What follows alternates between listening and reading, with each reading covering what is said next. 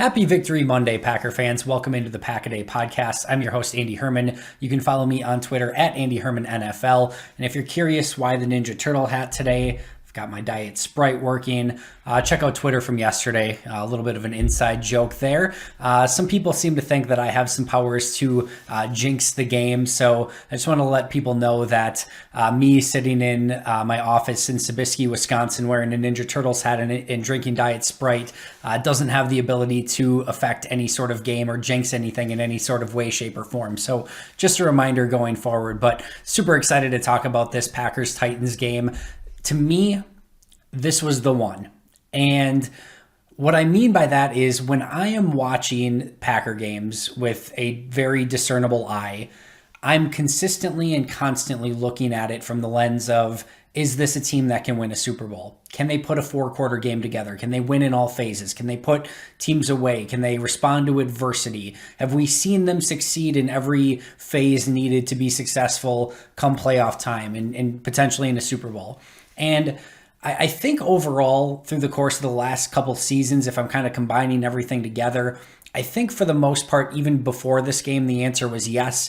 We've seen immense flashes from the pass rush, more specifically last year, towards the end of last year, but it's the same players, right? It's Za'Darius and Preston and Kenny Clark. You know, we've seen Davante Adams. We've seen the offensive line, Aaron Rodgers, this Matt LaFleur offense. You know, we've seen a little bit of everything. We've seen shutdown coverage from Jair Alexander. We've seen it all. But I think there's still an argument to be made that in 2020, up until this point, we hadn't seen it all consistently through the course of a game, and certainly not against a high-end opponent. We saw flashes of it against the Saints, although that was still I think the Saints scored about 30 points in that game with no Michael Thomas, and you still had some questions about, you know, how the defense would perform in games like that. You saw it in flashes against the Indianapolis Colts, right? In fact, the first half of that game was gorgeous. It was beautiful, but they weren't able to continue that consistently in the second half. Not just hold the lead, they got beat in overtime in that game. So there have been these flashes from the Packers, and we've seen them beat up on some lesser teams for sure. But against, you know, some of the high-end teams, they, you know, did not play well against Tampa Bay. And they just haven't had that many playoff caliber, opponents on their schedule to no fault of their own. And nobody's apologizing for any wins against any lesser opponents. But you really wanted to see this game where they just showed you this is what they can be. And that to me was this Tennessee Titans game. This was the most impressed that I have been with a Green Bay Packers win in some time, because I thought the quality of the opponent was high. There were adverse conditions for both teams. You had, a scenario where you go up big early, 19 to nothing, but you don't put them away, which is obviously not a great thing, but they get right back in it, 19 to 14. All right, so you got some adversity. How are you going to respond to that? They, boat race them through the remainder of the game, 21-0, 21 unanswered points to close out the game. You held Derrick Henry, arguably the best running back in football, in check. You completely stopped their passing offense through the vast majority of this game. The run fits and the gap integrity were the best that I've seen from this Packers team in I don't know how long in this game. Jair Alexander was a shutdown machine. Darnell Savage played an absolutely gorgeous game. On offense, it was as efficient as you could possibly want. You had the one really poor decision by Aaron Rodgers on the interception. I think you can give him some accident forgiveness on a 5-interception season up until this point, which is still just ridiculous to say. You had the one play where he, pulls back from center and somebody steps on his foot and he has to just kind of, eat the play and take I think it was like a 6 or 7 yard loss on the play. There were a couple runs that went for negative yards, but this was an incredibly efficient performance. And again, in all phases, we saw the short intermediate passing game with high efficiency. We saw down the field passing with Davante Adams, and Davante Adams having another Davante Adams-esque superstar number one wide receiver game. He went off again. You saw A.J. Dillon step up big.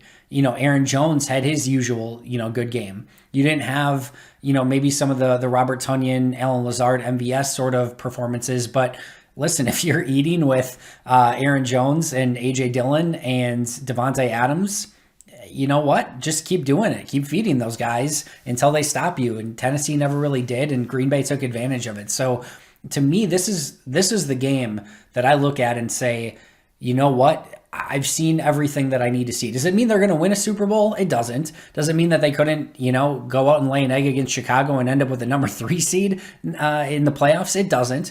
And I think this is going to be a really big week for the Packers. But knowing Aaron Rodgers and how he has gone out of his way in press conferences, even this season, just to say home field advantage means so much to us. We want to get that number 1 seed. We want to make teams come and play us in Lambeau.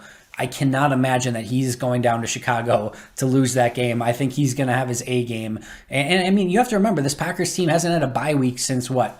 Was it week 4 or 5? Whatever it was, like way early in the season. They win this game, they get a week off. Like if there's, yes, the playoff, seeding and everything like that is nice, but you want to motivate a player, tell them that if they win, they get a week off. And I think the Packers obviously have all the motivation that they need. Now, Chicago will too, because they're potentially playing for their playoff lives. If they were to lose and Arizona wins, they're going to be out of the playoffs in all likelihood. So, that's going to be a huge game for the Bears. They're going to go in needing to win this game. But I just, came away so impressed with how the Packers performed in this game. The pressure rate was insanely high. You saw really, sound performances from Za'Darius Smith, Rashawn Gary, Preston Smith, all 3 guys setting strong edges, funneling everything back inside, giving Kenny Clark and the defensive lineman an opportunity to get the stops inside. And I thought Christian Kirksey, Chris Barnes, Kamal Martin, I thought they had solid games. The safeties were helping out. The corners were helping out. I thought the tackling overall was much better in this game. You're going to have some missed tackles on Derrick Henry now and again. I think that's okay because it's Derrick Henry, but overall, I thought they were very sound defensively when it came to tackling. Jaire Alexander, man, I just finished up rewatching it for a second time. Darnell Savage obviously stood out, the interception, the near pick 6, a couple tackles. He had the pressure that forced an incompletion in a 4th down. He had a really nice game, but man, Jaire Alexander was just ridiculous. I mean, he was closing on everything, batting away passes. I thought he had a great game. So, some stars on the defensive side of the ball. And then how about A.J. Dillon on offense? I mean, the thought process, right, going into this season was, all right, you've got this big bruising, second round pick who's got fresh legs and is built like a snowplow, and he's going to be able to come in December and just run through people. Well, yeah, that is in fact the case. That was so much fun to watch. And there are precious few moments over the course of the last, 3 decades with Brett Favre and Aaron Rodgers where you don't want them to throw the ball and you're just really pining for them to hand off the ball to who's ever in the backfield. It's happened a few times, right? There have been a couple situations, certainly with Ahman Green and some of the seasons that he had where you just wanted to see him go off and his ability to run the football. You had the kind of weird Samkon Gatto, a couple of games where Favre was really struggling that season and the Packers were really struggling, but Gatto echoing, and you just wanted to see more Samkon Gatto. Eddie Lacy certainly had his moments where you just wanted them to feed Eddie Lacy late in games because you knew that they were not going to bring him down. And that was how it felt with A.J. Dillon in this game. They had to make some business decisions on a couple of those plays. The tables were turned. I mean, that's usually what they're doing with Derrick Henry. The Packers had the ability to do that with A.J. Dillon. Aaron Jones obviously ran really well as well in this game. But, I mean, man, it's tough not to look at this game and think that there's a really strong chance that A.J. Dillon is the running back and the starting running back going into next season and arguably for the foreseeable future, just based off of contracts with Jamal Williams and Aaron Jones. Again, I love Aaron Jones and Jamal Williams. I hope they're back in Green Bay. I hope they're producing at a high level, but those contracts are going to be what they are. Green Bay is going to be a little bit, strapped for cash with the salary cap next year. Don't want to get into all of that now, but again, just going over A.J. Dillon's game, thought he was phenomenal and again, really put his best foot forward for Green Bay having to make some of those positions moving forward. Aaron Rodgers, 21 of 25 in this game. Very few incompletions. Did have the one poor pick, but again, incredibly efficient. And what more do you want to say about Davante Adams? He's the best wide receiver in football. His release game continues to be ridiculous. I mean, some of the catches that he made, just fingertip catches. The best play in football, period, right now, is the Davante Adams slot fade. And we saw it on the touchdown. We saw it on the long pass deep in the game. It is the most gorgeous play in football right now because It is two players who are absolutely masters of their craft. It's Aaron Rodgers being able to put the touch on the ball and put the ball exactly where it needs to be on what's not an easy throw to make. And then it's Davante Adams getting just enough separation, at the top of the route to have that window for Rodgers to throw into, and then making the contested catch at the end, usually showing late hands, coming down with the ball. It is two absolute artists at the top of their game performing a play that, when is executed like that, is nearly unstoppable. And defenses just have to, especially corners, have to throw their hands up and say, I don't know what else you want me to do in that situation. I covered him near perfectly. Rodgers put it in a spot only Adams could get it. Adams got, just enough separation, and it's either a big gain or a touchdown. And again, the corner had usually good coverage on the play. It's just that good of a play from two players who are A-plus players right now. Arguably the best player in football, Aaron Rodgers, and again, the best receiver in football, I think hands down right now, in Davante Adams. You did have a couple special team snafus. I think they got away with one, really, with the blocked field goal. To me, it did not look offsides at all.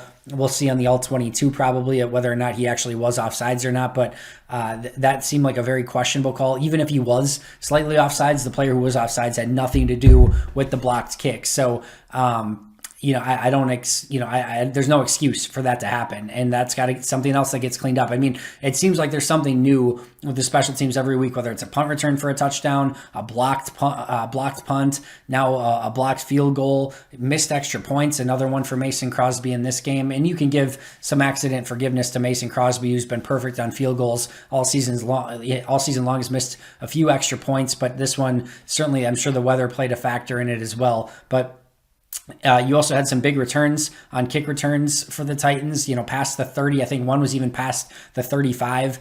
Those are the sort of things that you still want to see get cleaned up. But I don't want to harp on the negatives in this game, because this was a really fun game. And again, as I start looking at this with, a very discernible eye, I can't help but be excited by what Green Bay put on the field as an overall product against the Tennessee Titans.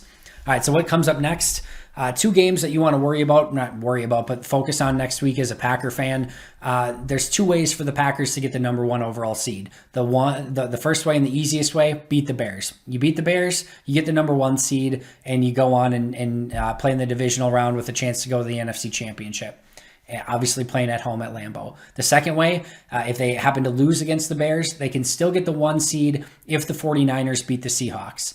Probable, maybe not, probably not, but possible, sure. The 49ers just came off a big win against Arizona, a team that absolutely had to have that game.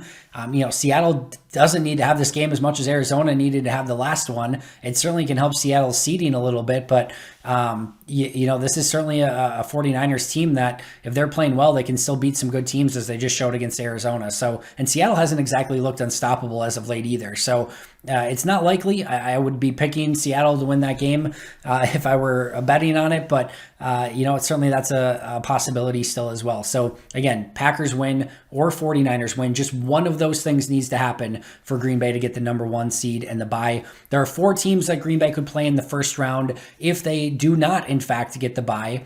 That would be either Chicago, Arizona, LA, or Tampa. LA and Tampa are very unlikely. Chicago and Arizona both have some opportunities to play, but still four teams available that Green Bay could play in the first round, dependent upon what happens with the games next week. Kickoff is now set for 3:25 next week. Bears, Packers. What more would you want to end the season? Bears trying to get in the playoffs. Packers trying to get that number one seed. Should be an epic game next week. I cannot wait. Still buzzing off of the 40-14 win over the Tennessee Titans. Hope you guys enjoyed it. Hope you enjoy your victory Monday. I'll be right back here tomorrow. Make sure to check out Andrew Merteg and Maggie Loney on today's Pack-A-Day podcast, breaking it all down for you. But until next time, and as always, go Pack Go.